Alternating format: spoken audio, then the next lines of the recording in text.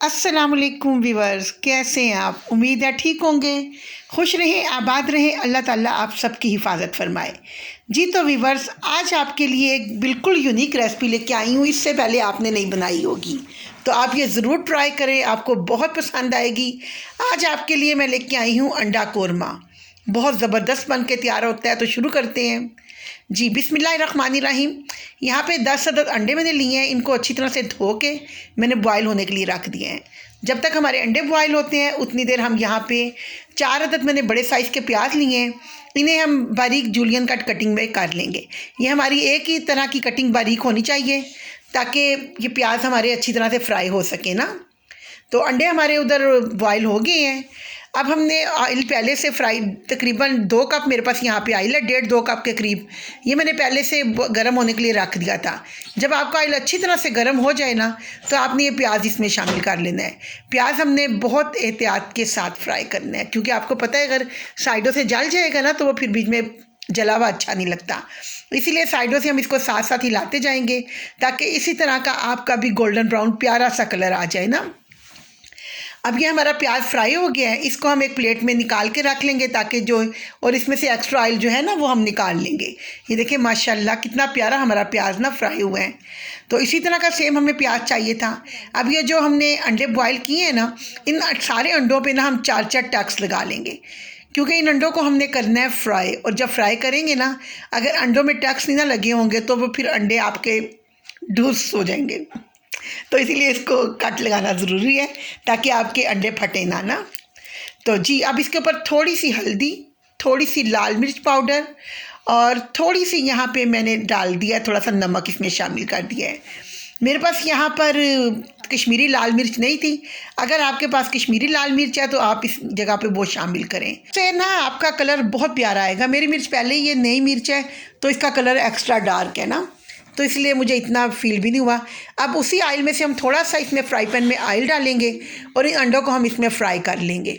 इन अंडों को हमने बस इसी तरह ही ना हिला हिला के ना तो हम इनको फ्राई करते जाएंगे।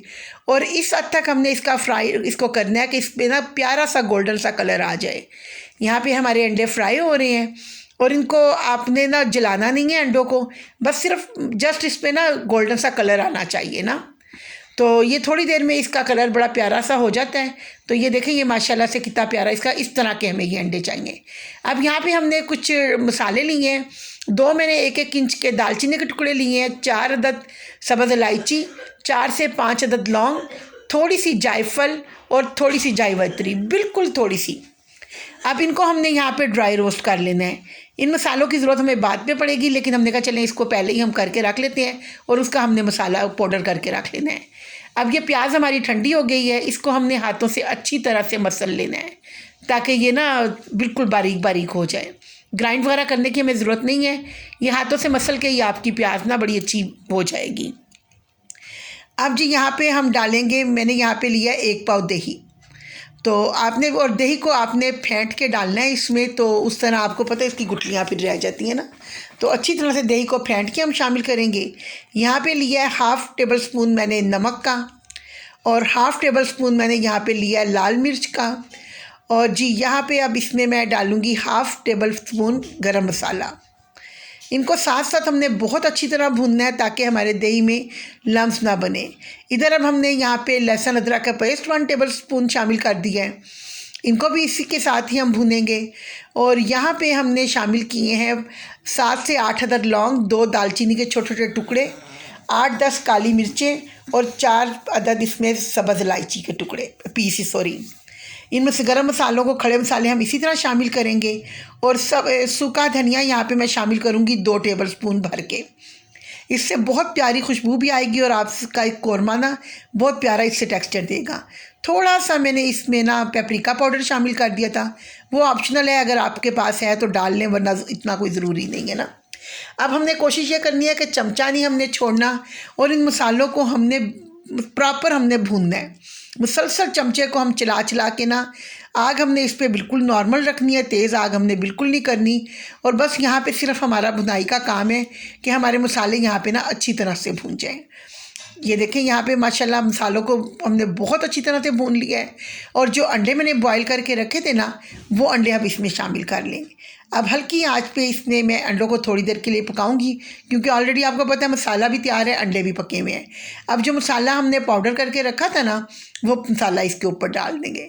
इस कदर प्यारी उससे खुशबू आएगी कि मैं कहती हूँ आपका किचन महक जाएगा। बहुत प्यारी इन मसालों की महक आ रही थी और माशाल्लाह से बहुत ज़बरदस्त। ये हमारा कौरमा मैंने आपको चिकन का भी खिलाया था पहले बना के, सॉरी बताया था। तो चले ऐसा ही होता है ना, बताया था या खिलाया था एक ही बात है ना। तो लेकिन अगर आप अंडों का कौरमा भी बना के देखें ना, तो यकीन करें आप बार बार बनाएंगे। और एंड पे हम इसमें डालेंगे थोड़ा सा केवड़ा वाटर, चंद कतरे, 2 से 3 कतरे ना, उससे इसकी खुशबू बहुत प्यारी आएगी। और देखें पिस्ते, बादाम, काजू हमने इसमें कोई चीज़ नहीं डाली, उसके बावजूद हमारा कौरमा बहुत शानदार बन के तैयार हुआ है। तो अल्लाह ताला हर किसी का दस्तरखान रिज़्क़ हलाल से भरा रखे और अल्लाह ताला अपनी नेमतें हर किसी को नसीब फरमाए और हर नेमत से हर तंदुरुस्ती के साथ खानी नसीब फरमाए। तो ये देखें माशाल्लाह कितना ज़बरदस्त यहाँ पे अंडों का टेक्सचर आया और कितने ज़बरदस्त ये बन के तैयार हुए हैं। इसी दुआ के साथ अपना व्लॉग हम ख़त्म करते हैं। मिलते हैं तब तक के लिए किसी और वीडियो में। अल्लाह हाफिज़।